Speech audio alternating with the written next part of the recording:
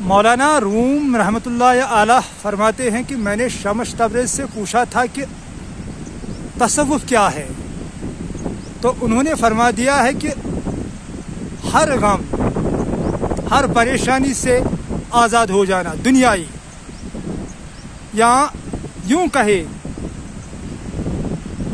کہ خوشی یا غم جو بھی دنیا میں ہے اسے آزاد ہو جانا ہی تصوف کا نام ہے۔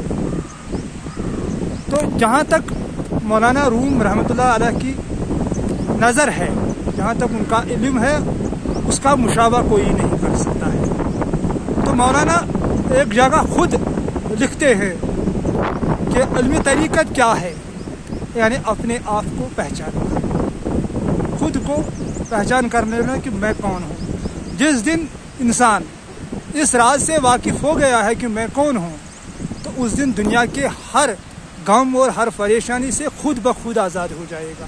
یہی تصوف کا اعلیٰ مقام ہے۔ YouTube channel Yasin 06